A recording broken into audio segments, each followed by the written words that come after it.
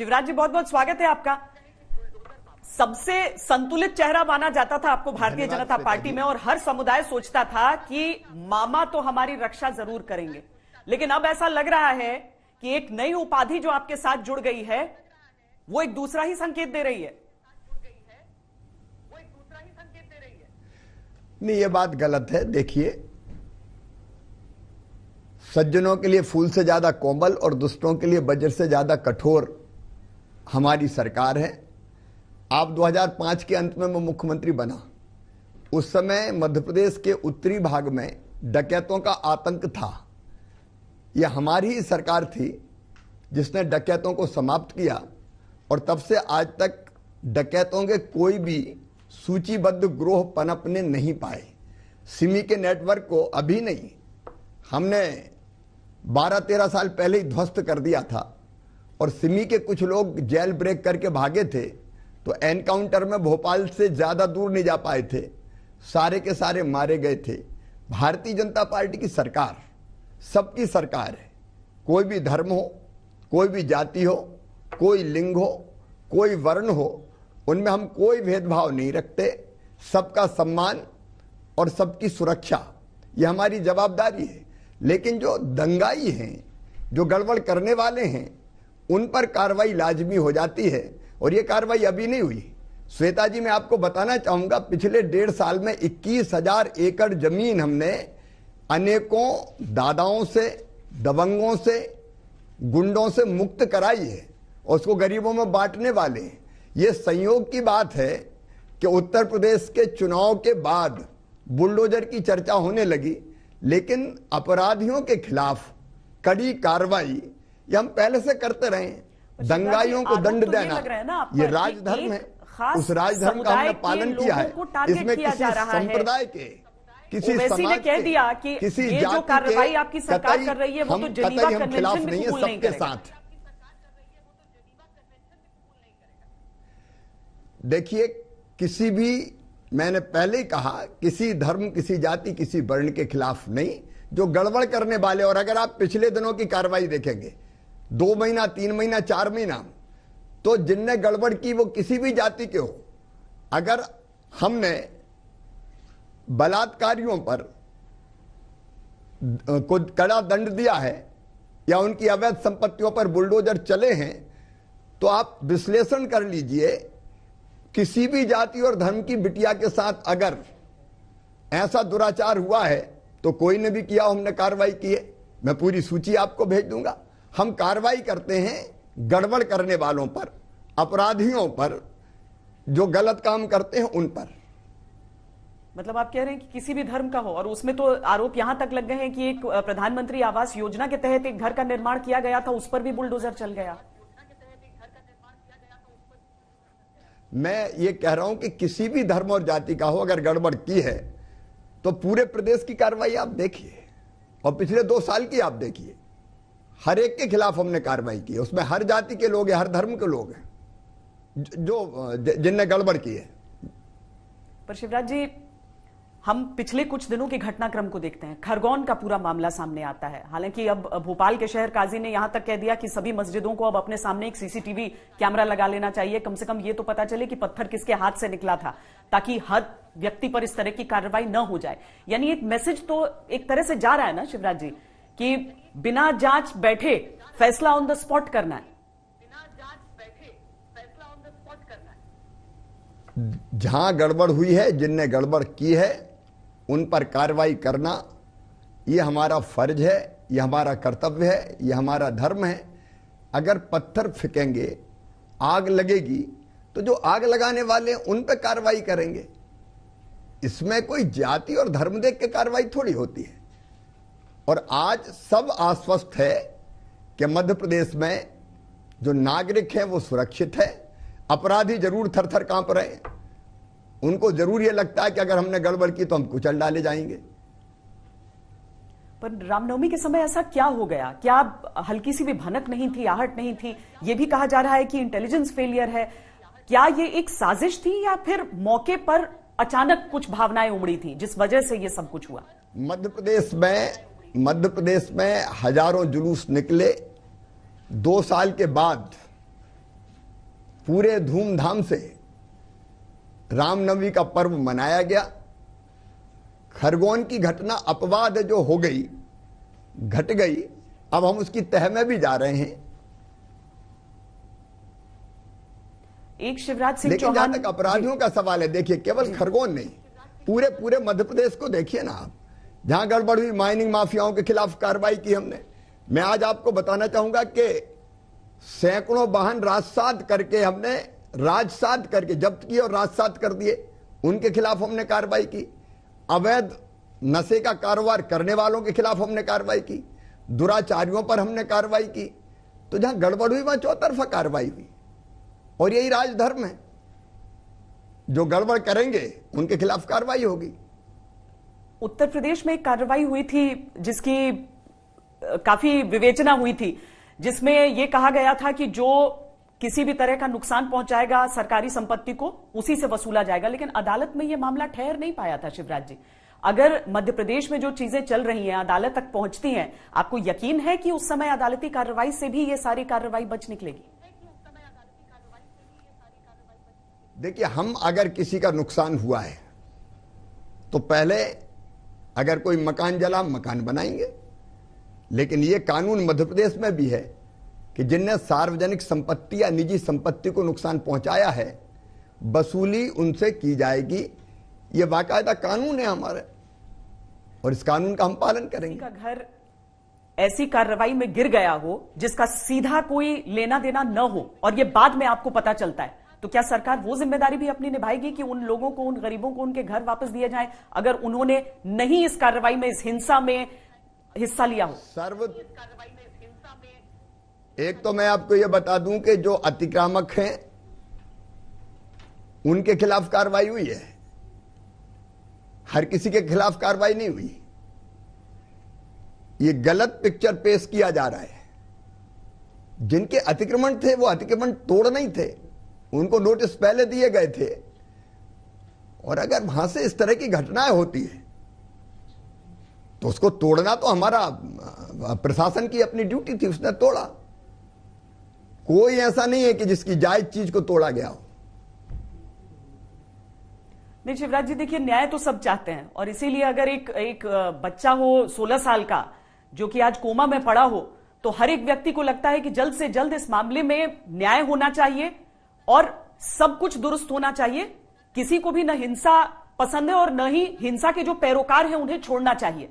लेकिन इस समय याद आ जाते हैं वो शिवराज जी भी जिनके घर में क्रिसमस मनाया जाता था, जो पिछले विधानसभा चुनावों तक फातिमा सिद्दीकी, जो कि आपकी इकलौती एक मुस्लिम महिला वो थी, आप गए थे नामांकन में साथ साथ, तो सब सोच रहे हैं कहीं शिवराज जी तो नहीं बदल रहे। सर्वधर्म समभाव ये मूल है हमारा भारतीय जनता पार्टी का। न्याय सबको, लेकिन तुष्टीकरण किसी का नहीं। अब न्याय का कह के हम तुष्टीकरण करें, गड़बड़ करने वाले को छोड़ें, यह तो ठीक नहीं होगा। कांग्रेस तुष्टीकरण करती है, भारतीय जनता पार्टी की सरकार में न्याय होता है, सब सुरक्षित है मध्य प्रदेश में। भारतीय जनता पार्टी की सरकार में न्याय सबको, तुष्टीकरण किसी का नहीं। और इसलिए श्वेता जी, मैं बड़ी विनम्रता के साथ कह रहा हूं कि आप ओवरऑल, मैं ज्यादा पुरानी बात नहीं करता, 1.5 साल में जो हमने कार्रवाइयां की अगर देखेंगे तो अपराधी की जाति नहीं देखी, धर्म नहीं देखा। हर एक धर्म के लोग भी हैं जिनके खिलाफ कड़ी कार्रवाइयां हुई है, चर्चा में अब आई है, लेकिन लगातार कड़ी कार्रवाइयां चल रही हैं। पर ऐसा कोई भी हुआ है जहां पर कोई मुस्लिम पीड़ित हो और उसके लिए हिंदू पर कार्रवाई हुई हो? बिल्कुल। अब मैं चूंकि वो दुराचार की घटना हुई थी तो बेटी का नाम प्रकट करना ठीक नहीं है, लेकिन आगर जिले में आपने नाम लिया, मैं धर्म का नाम नहीं लेता, मेरे लिए उचित नहीं है वो, लेकिन वो कार्रवाई भी की हमने, वो भी घर गिराया। मुस्लिम बेटी के साथ दुराचार हुआ, करने वाला दूसरे धर्म से कोई था, तो उसके घर को भी बुलडोजर से गिराया गया है। मतलब बेटियों में कोई भेद कर सकते हैं? बेटियां बेटियां हैं, मेरे लिए तो देवियां हैं। उसमें मैं कोई जाति और धर्म देखने का पाप सोच भी नहीं सकता, मैं कोई सवाल ही पैदा नहीं होता। लेकिन अगर दंगा फैलाने वाले, जुलूस पे हमला करने वाले एसपी पे गोली चलाने वाले शिवम की बात आपने कही, जो अस्पताल में पड़ा है, गरीबों के घर जलाने वाले, क्या उनको मैं छोड़ दूं? किसी भी कीमत पर उनको नहीं छोड़ेंगे मध्य प्रदेश की धरती पर। हम उनके खिलाफ सख्त से सख्त कार्रवाई होगी और वो कार्रवाई जायज है। दंड के बिना अपराध ही नहीं मानते। लेकिन हमने तो ये देख के जो सब कुछ हो गया, जो कर रहा है उस पर कार्रवाई हो गया। ये गरीब के घर जल जाए और हम छोड़ दें। आपने कहा कि बड़ी संख्या में जुलूस निकले थे उस दिन, लेकिन ये कुछ चुनिंदा वो घटनाएं हैं। अब शिवराज सिंह चौहान का जो एकदम कड़ा रुख हम देख रहे हैं, जो दिग्विजय सिंह को पसंद नहीं आ रहा है। वैसे दिग्विजय जी बहुत नाराज हैं आपसे। शिवराज जी, दिग्विजय जी की तो मानसिकता ही विकृत है। अब उन्हें पता नहीं कौन सा फोटो उस दिन आपने सोशल मीडिया में डाल दिया कि मध्य प्रदेश में ये किसी धार्मिक स्थल पे कोई झंडा फहरा रहे हैं, वो कहीं और का निकला। अब दिग्विजय तो मध्य प्रदेश में कैसे आग लगे, मध्य प्रदेश में विकास के काम हो रहे हैं, मध्य प्रदेश में प्रधानमंत्री जी की जन कल्याणकारी योजनाओं का बेहतर क्रियान्वयन हो रहा है, मध्य प्रदेश की सरकार समाज के सब वर्गों के हित के लिए और विकास के लिए काम कर रही है। आखिर मध्य प्रदेश है जिसकी ग्रोथ रेट करंट प्राइस पर 19.7% है, मध्य प्रदेश है जिसकी जीडीपी में योगदान अभी पिछले साल तक 3.6% था, आज बढ़ के 4.6 हो गया है।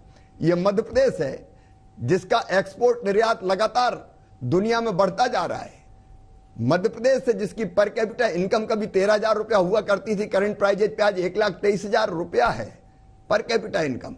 अब हम हर दिशा में बढ़ रहे हैं, हमारी कृषि का उत्पादन सारे रिकॉर्ड तोड़ रहा है, औद्योगिक क्षेत्र में हम तेजी से आगे बढ़ रहे हैं। ये दिग्विजय जी को ये काम पसंद नहीं आते, उनको तो गड़बड़ कैसे हो, आग कैसे लग जाए, दंगा कैसे फैल जाए, बस इसी से मतलब है।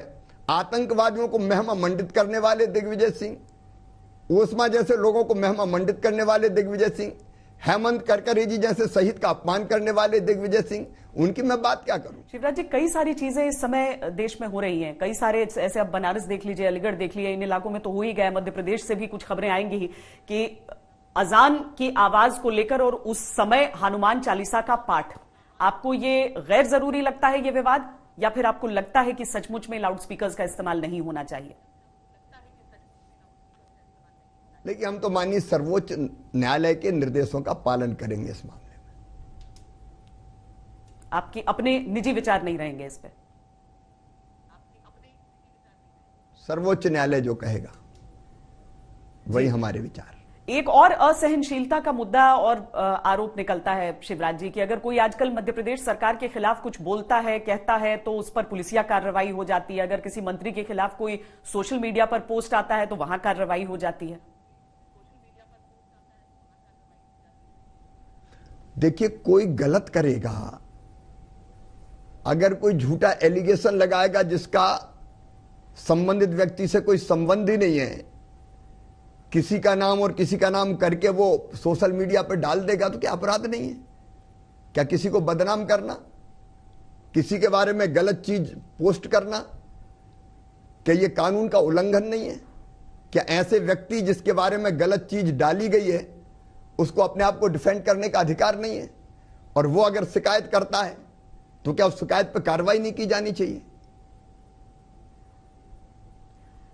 खरगोन में जो कुछ हुआ है, इस समय निगाहें सबकी मध्य प्रदेश पर लग जाती हैं बरबस आकर, और इसके साथ ही मुझे एक और आंकड़ा याद आ जाता है जो मार्च के महीने में आपने पूरा किया, लॉन्गेस्ट सर्विंग सीएम। अब यहां से जो हम आपकी इस ताजा कार्यकाल में एक नया अवतार देख रहे हैं शिवराज सिंह चौहान का, आपको लग रहा है कि इसके आगे भी आपका कार्यकाल अभी इस नए अवतार के बूते आगे लंबा खींचने वाला है? इतने लंबे समय तक एक प्रदेश में मुख्यमंत्री सर्विंग डेज को लेकर मैं बहुत विनम्रता के साथ कह रहा हूं अपराधियों के प्रति। 2005 के अंत में मैं मुख्यमंत्री बना, तभी से हम सख्त हैं।